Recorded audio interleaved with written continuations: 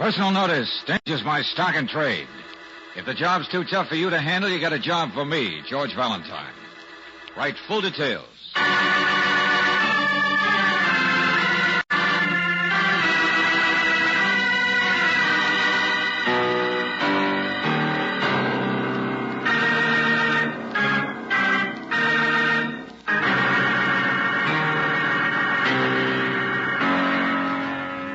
Standard Oil Company of California invites you to Let George Do It.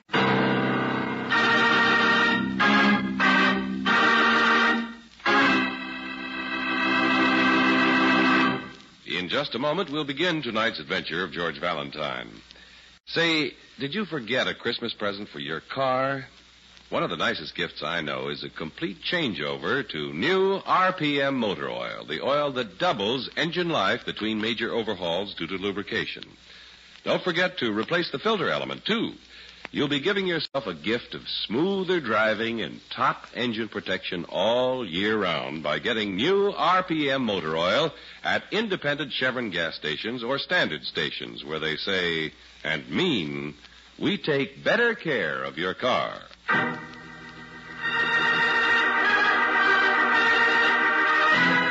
And now, tonight's story, The Last Payoff, another adventure of George Valentine.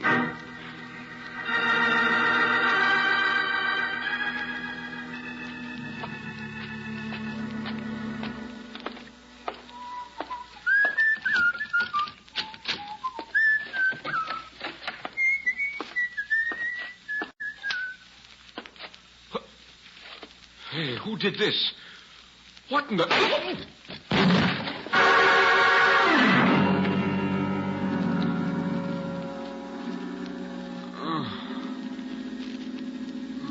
whole room is torn apart. Why? Who?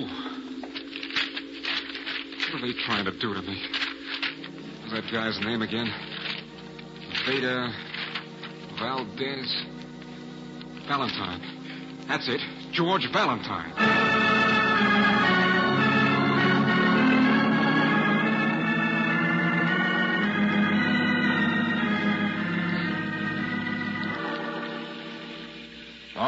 Okay, Bartell. Stop shaking. So somebody ransacked your place here. And yet you say nothing was taken. Yeah, that's right, Miss Brooks. Well, don't you understand? It's why did anybody take this place apart? What are they trying to do to me? What do you mean, do to you? I can't afford any trouble. I'm an ex-con. Oh, a little matter you forgot to mention when you wrote to me, eh, Buster? Yeah, I forgot. Isn't that terrible? I figured I'm entitled to get a little help like any other human being. Wasn't that a lot of nerve for me to think that? Okay. Skip the dramatics. What were you in jail for? I stole a car. Got drunk and stole a car. It was my second offense. Spent 18 months in the pen. So I figured I'd find me a small town somewhere and make a new start. Why this particular small town, Linfield? Because I knew someone here.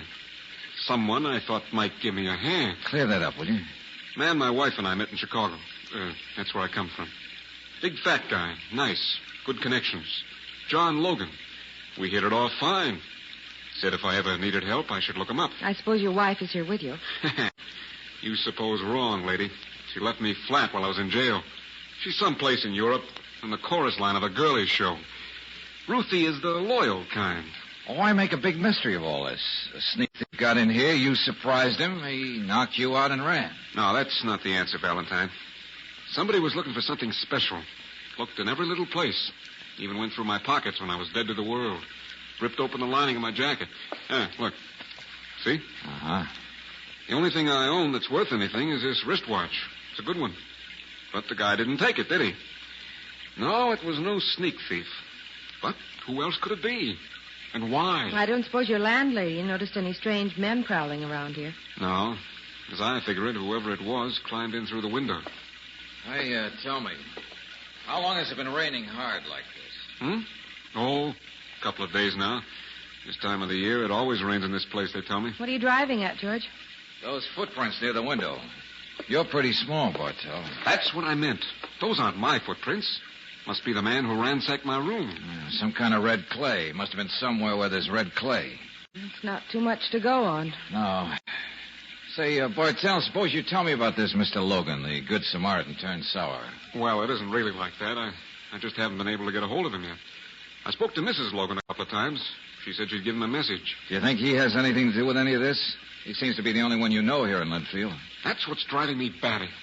I don't know why anybody should be interested in anything I might have. Tell me, do you think Mr. Logan might be home now? I don't know. I saw him this morning. You did? Yeah, I was on a bus, and it passes the back of his house. I noticed Mr. Logan burning something in the incinerator in his backyard. So I thought, here's my chance to talk to him. Yeah, go on. Well, by the time I got off the bus, Mr. Logan was gone. I asked his wife where he went, and she said downtown. I went to his office, figuring I'd just barge in and get to see him once and for all. But he wasn't there. And the girl said she didn't know where he might be. The elusive Mr. Logan. I know all this sounds mixed up and not too important, Valentine, but it's important to me. I've got to know what's going on. I want to go straight. I don't want any trouble.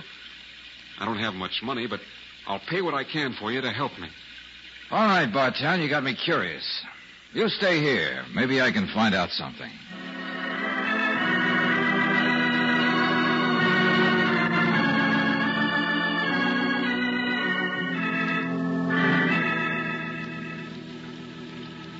No, Mr. Valentine. Mr. Reese and I are quite through talking. Well, Mrs. Logan, I could wait in the next room. Oh, no, it's all right, young man. Mrs. Logan is right. Talking doesn't do much good. You will convey my message to Mr. Logan, won't you? Of course. Although, frankly, I don't understand it. He'll understand. That's the important thing. And I know he'll listen to you very carefully. Really? Oh, you might also tell him I'm a patient man. Very patient. But my patience is wearing thin. I'll tell him. I know he'll understand that. Good day. No. I'll let myself out. Now, where were we before we were interrupted by Mr. Reese? You assured me you didn't know a thing about that client of mine, Mr. Bartell. That's right. And I certainly didn't know a thing about his wife, his young, pretty wife, as I gather now. Mm-hmm. So, that's that, I guess. Surely, Mr. Valentine, if you really want to know about Mr. Bartell, our local police will help you. Our sheriff is a very efficient man. Well, as a matter of fact, my assistant, Miss Brooks, is checking that angle. I asked her to call me back here, if you don't mind. Not at all. You have no idea where Mr. Logan might be right now? Oh, yes. Hmm? He's out buying a raincoat. A raincoat? Well, he was simply soaked when he got to the office this morning, so I told him I wasn't going to have him come down with a cold or worse. So he's out buying a raincoat. I see. Would you like a cup of tea, Mr. Valentine? If you're going to wait. No, thanks. Don't bother. I'm afraid I'm a very poor hostess. But I have been rather upset. Really? I know it can't possibly matter to you, but Mr. Logan has been so, well, not himself lately, so nervous. I know it's ridiculous because money is no problem with us. But now he seems to be worried about owing people money. People like Mr. Reese. And this is one time he won't listen to me, talk to me about it. Perhaps I could help. I'm sorry. Tell you what. Maybe we will have that cup of tea. It might cheer up both of us. And this constant rain might be good to have a cup of... Excuse me. Hello. Hello. May I speak to Mr. Valentine, please? This is Claire Brooks. Of course. Just a minute. It's for you, Mr. Valentine. Oh, thanks. Yeah, Brooksy, did you find anything about our friend Bartell? No, George. I'm afraid the police are in too much of a dither to be much help. Dither? What are you talking about? Most of them are down at the only place in town where there's clay. What? That's right, red clay. And, George, there's been a murder there.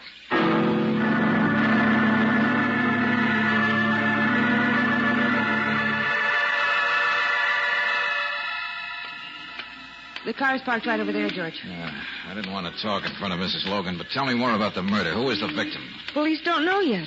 A weasel-faced little man who was seen coming here to Linfield every month or so for almost a year. Yeah? Very interesting thing, George. There were some footprints leading away from the clay pits. Large footprints. Oh, a ransacking friend, maybe, huh? Could be. Oh, there was something else. Oh, what? Some woman walking in the street a couple of 100 yards away from the clay pits was scared by a man hurrying away from there. A big fat man in a dark blue raincoat, she said. Or at least that's what a boy who runs a service station not far from there reported. Uh-huh. Come on. Come on, where? This way. But that goes to Logan's backyard. George, what? I'm playing a long shot, Angel. Ooh. Careful with the puddles. Bartell told us he saw Mr. Logan burning something in the incinerator this morning, didn't he? Well, yes. And Logan is a big man, and his wife told me he's buying a new raincoat this morning.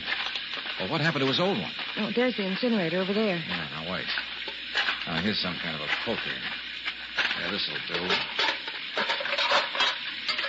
You see anything, George? Everything pretty well burned to ashes. Everything seemed... What is it? Oh, it's a piece of metal. Belt buckle. Still covered with some cloth. Blue cloth. That's it, all right. Logan burned his dark blue raincoat.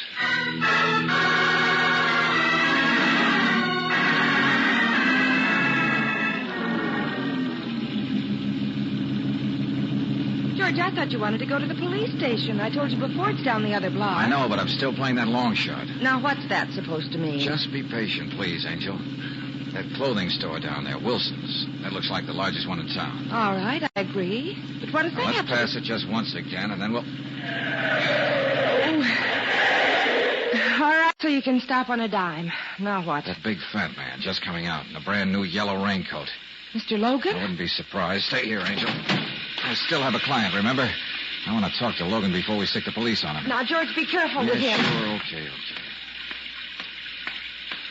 Mr. Logan? Mr. Logan, wait a minute. Hey, please, wait. What do you want? I don't know you. Well, the name's George Valentine. Never heard of you. Please, I'm in a hurry. I'm very busy. I came to Linfield because a man named Bartell wrote to me. What? I'll kill you. I'll kill you with my bare hands. Now, take it easy, friend. You're out of your class. What else do you want from me? Haven't you done enough? Huh? Leave me alone. Leave me alone. I just want some straight answers to a few questions, that's all. We can talk right there in that car. Oh. Look at your shoes, Mr. Logan. What? There are still traces of red clay on them, see? No. I want to talk to you about a clay pit and murder, Mr. Logan. Now will you come along? Yes. Yes, I'll go with you. I must talk to somebody. Anybody. Please talk to me. Help me. Please help me.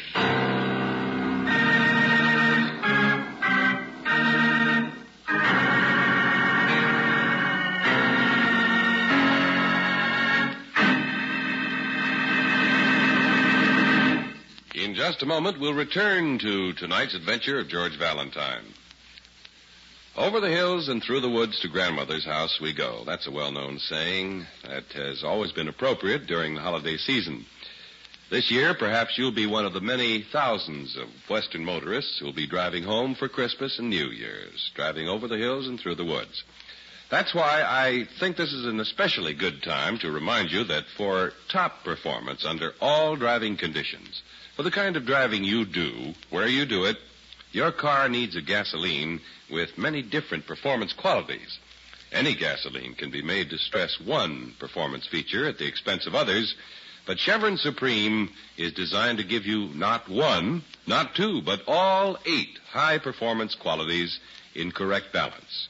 Power, warm-up, starting, mileage, anti-knock, vapor lock prevention, acceleration, and area blending. You'll feel the difference from the very first tankful of Chevron Supreme. For smoother, all-around top performance, be sure to get the gas that gives you all 8. Just drive in and say, fill her up with Chevron Supreme at any standard station or independent Chevron gas station where they say and mean, we take better care of your car.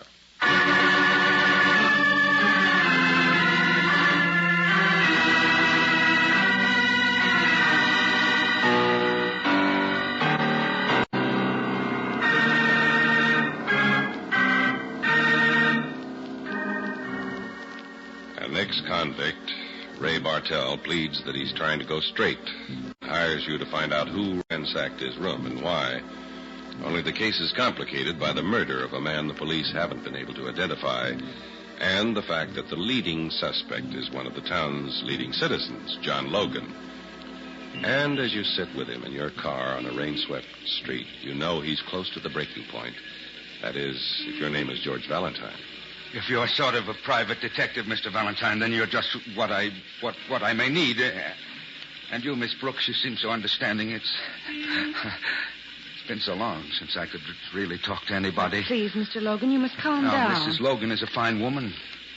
Fine and good, but I couldn't talk to her, not after what I've done to her. Now, look, we're not going to get anywhere until you get hold of yourself and tell us what happened in some sort of order. Things happen in life in any order. Do they make any sense?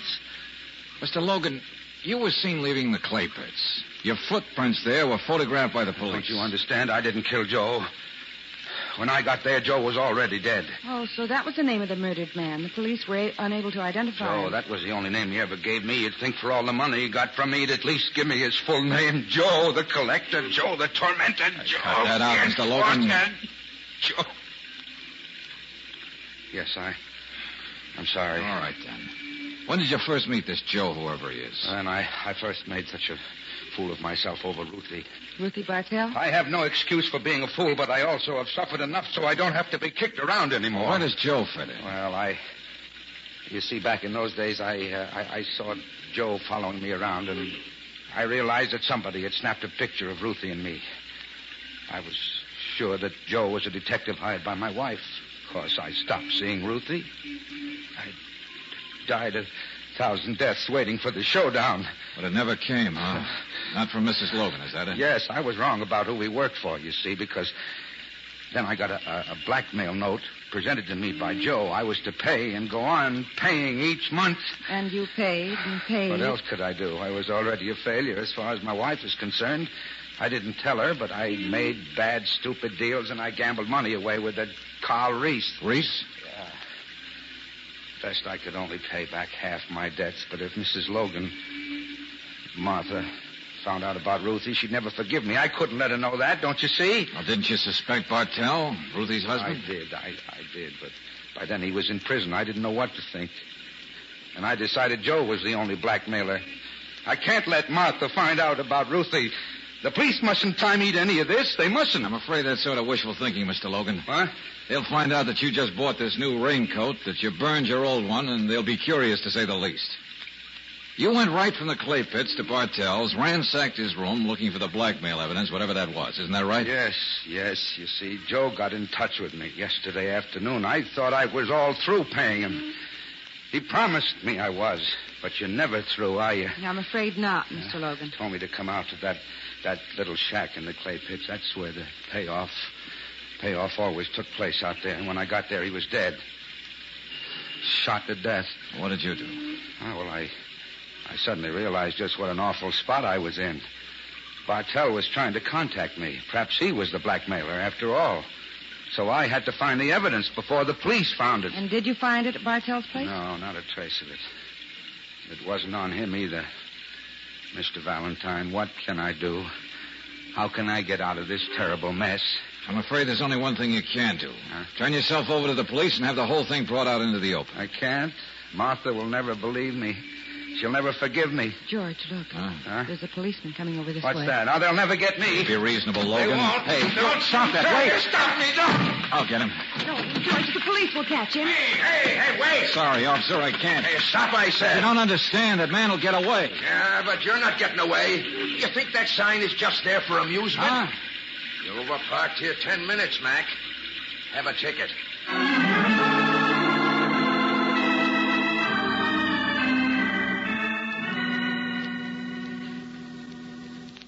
Don't worry, Valentine. The pickup order is out on Logan. He seems to be our man, all right. Was there any additional information about this man, Joe, Sheriff? Not much. Typical blackmailer, shifty, covered his tracks. Anything on the gun? We'll know when we find it. 38. 2 bullets fired. Thanks, Sheriff. Where are you going, George? The sheriff's got his murder, but we still have a client, remember?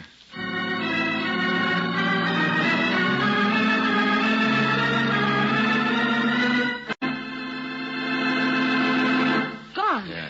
Bartell's gone. If he beat it, it was just a minute ago. What? Yeah, the light bulb is still warm. It must have been just turned off. But where would... Okay, Bartell, slow down. No. Let go of me. I'm not sticking around, Valentine. This place is too hot. Blackmailer, you mean? Huh? Never heard the naughty word before, huh? Okay, it has to do with Ruthie and Logan. Ruthie? You mean that little... And Logan? Well, I don't know anything about it. And you're not going to get me in the middle of it. Nobody will. Oh, now, wait a minute. Try again. Buster! And you're going to the Logan home with me, friend, after we pick up one more passenger.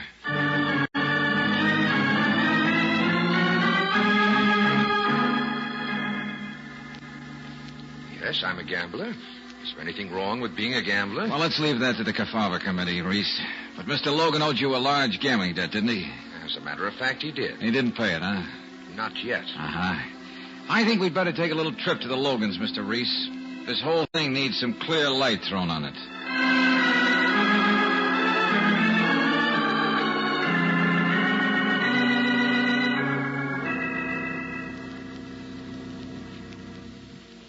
He's gone.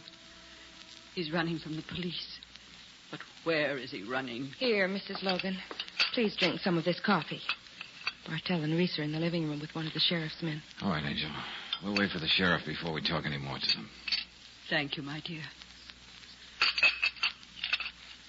I wish I could cry like other women.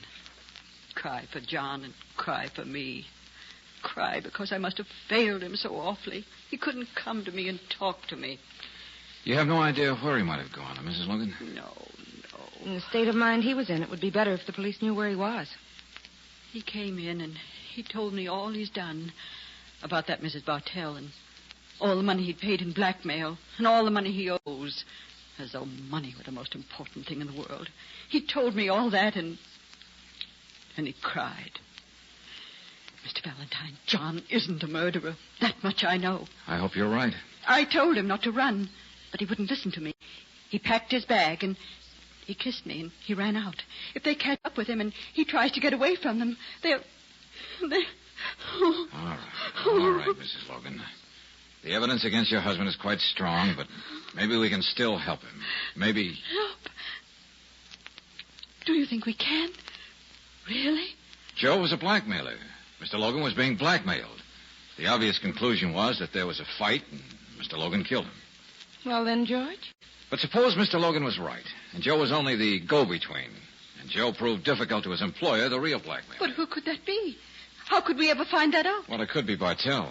Even though he was in prison, he could have kept in contact with Joe. And all this business about coming here to get a job and going straight is so many lies. Maybe you're right, Mr. Valentine. Or perhaps it was even somebody like Mr. Reese who's the real blackmailer. Mr. Reese? Aren't you reaching a little now, George? Well, why? Mr. Logan had quite a bit of money, all right, but not enough to pay all his legal debts and his gambling debt, which, by the way, couldn't be collected legally.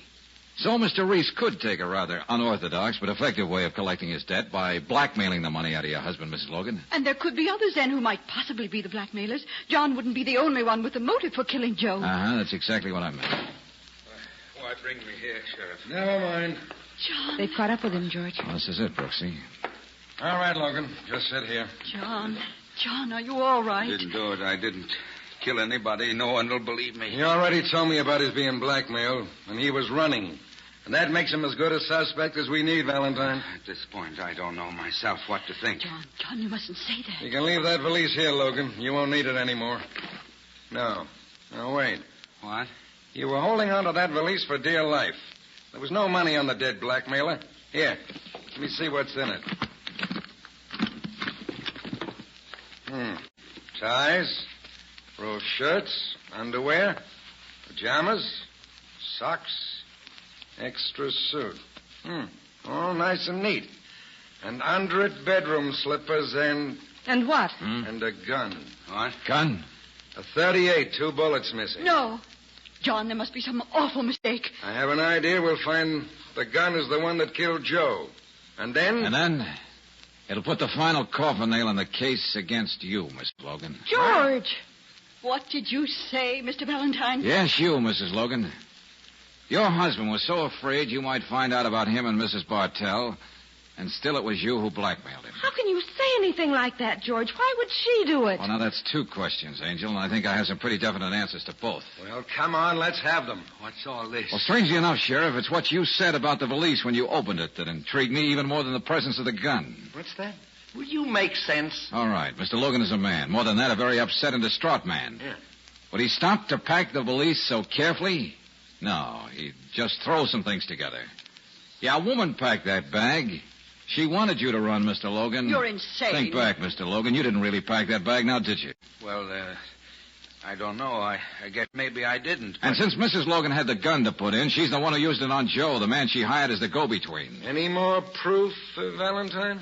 A woman identified the fat man running away from the clay pits as wearing a dark blue raincoat. So what? Logan himself admitted he was there. How could you tell the color in the dark? That's right.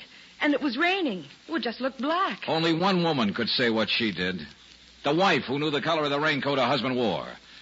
And the reason you were out there, Mrs. Logan, is because you had that argument with Joe and you killed him. Make him stop saying that, John, please. No, let him go on. I was wondering why you were so careful to point attention to your husband having to buy a new raincoat. But what would be the motive, Valentine? A wife blackmailing her own husband? Oh, we've discussed some unusual causes for blackmail before, haven't we, Mrs. Logan? And you understood very well. A little matter of revenge. Your husband failed you, squandered your money, played around. And you had to get your revenge. And you did. Made his life a hell. Martha, you didn't. Tell him you didn't. And you got most of the money, too, didn't you? But you killed Joe. And in desperation tried to blame your husband for his murder, and you almost succeeded. Martha, don't let him go on saying... And now that we know what to look for, we'll find the money, Mrs. Logan, and then... Stop. Martha. Stop looking at me like that. You cheat. You silly fool. I'm glad. Whatever torture I brought you, I'm glad you understand. I hate you. Hate you.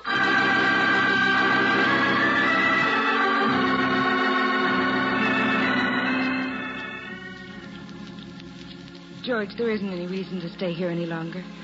A house can be so cold when hate has lived in it. Yeah, Brooksy, we're going. I still have to straighten out something with my client.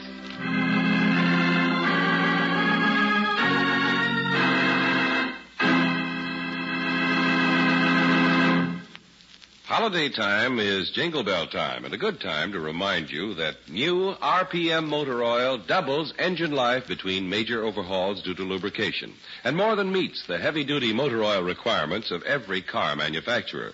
New RPM helps cut unnecessary repair bills and puts the jingle back in your pocket where it belongs.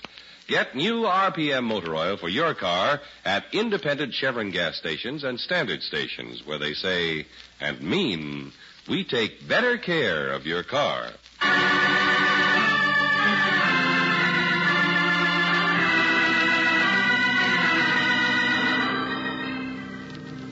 An apology? Yeah. Frankly, Bartell, I didn't buy that I want to go straight, but somebody won't let me routine. But then why did you go to work for me? Mr. Valentine just has a deep aversion to being led down the garden path. Yep.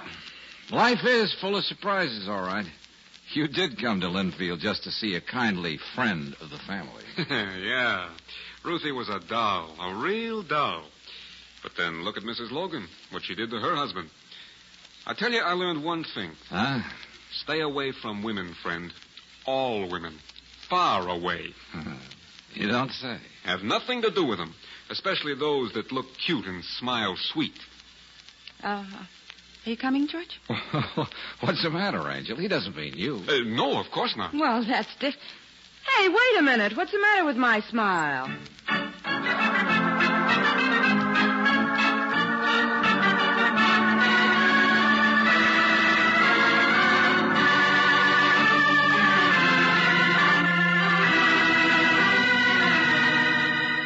Tonight's adventure of George Valentine has been brought to you by Standard Oil Company of California on behalf of independent Chevron gas stations and standard stations throughout the West.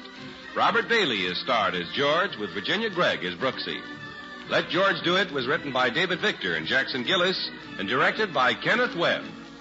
Lee Patrick was heard as Mrs. Logan, Kenny Ross as Logan, Byron Kane as Bartell, Hal K. Dawson as Reese, and Joe Forte as the sheriff. The music is composed and presented by Eddie Dunstetter. Your announcer, John Heaston.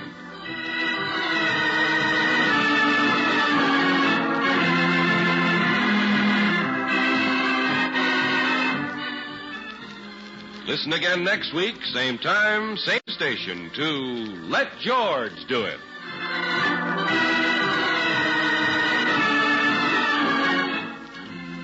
Let George Do It is heard overseas through the worldwide facilities of the Armed Forces Radio Service. This is the Mutual Don Lee Broadcasting System.